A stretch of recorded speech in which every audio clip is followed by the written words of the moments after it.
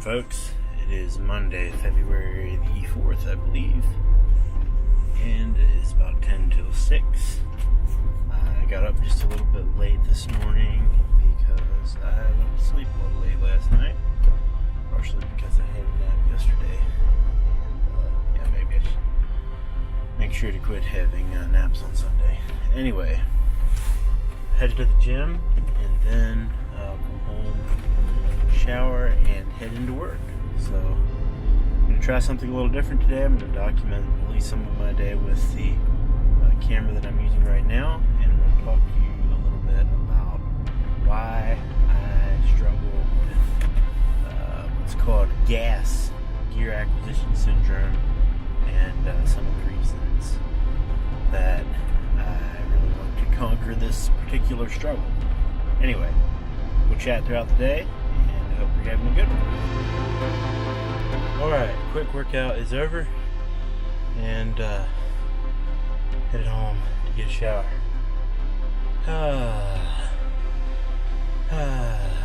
Good workout. Very few people in the gym, which is always my favorite way to work out.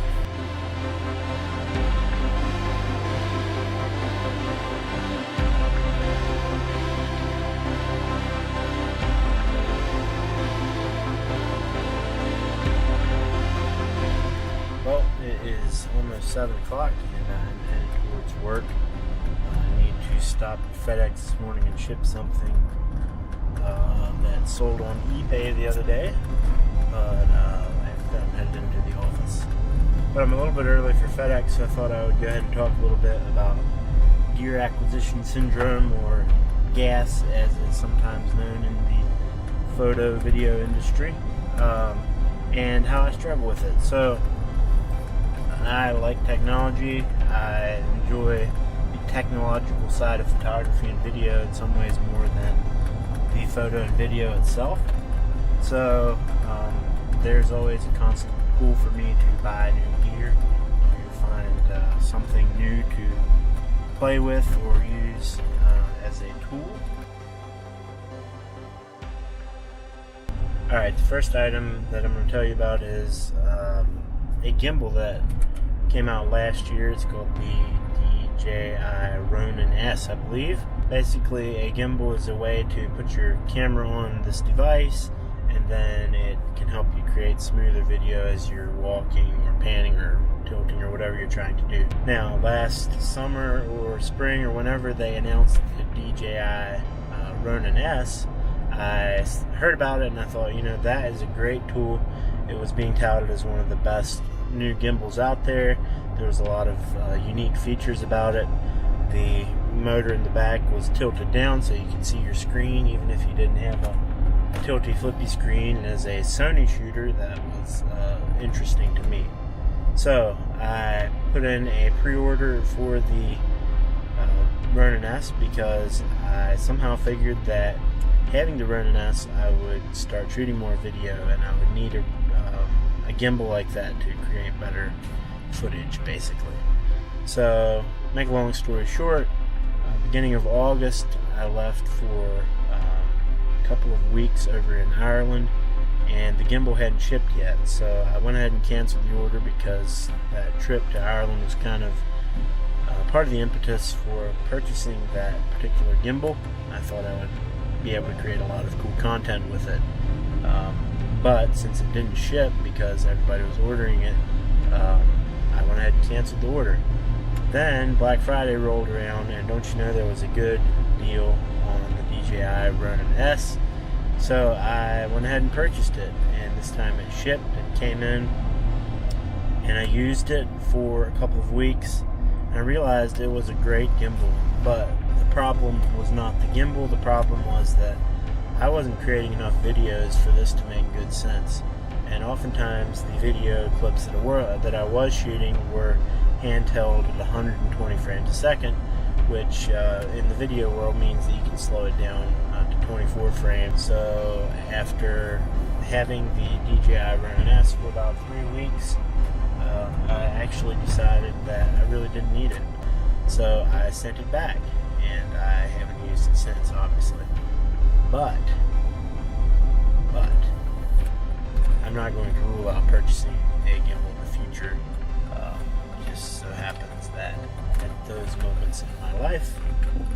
wasn't the right tool for me and what I needed to do with it. So that is the story of the DJI Ronin S.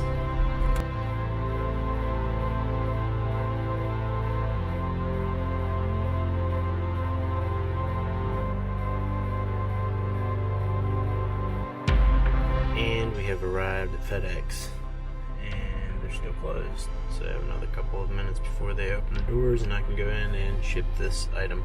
This is the moment I tell you about the other thing that I bought and then realized I really didn't need, so I sent it back, and that is the iPad Pro.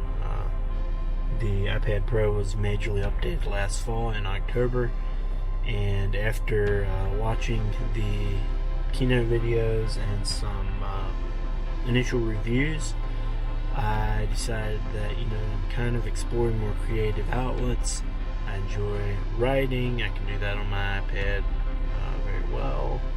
I can draw. There's a lot of incredible stuff created on the iPad with drawing, and I'm no artist, so I'm not quite sure what I was thinking there.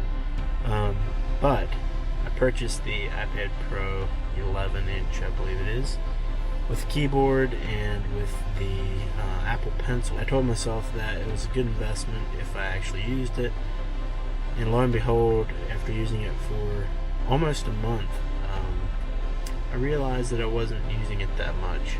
I was using it to type with, or to type things, but that's something that I could actually do on my current iPad very well, which is like an iPad 4, pretty old machine, not super fast, can't do a whole lot with it other than pretty simple stuff. But honestly, with the current state of iOS, the software on the Apple iPads,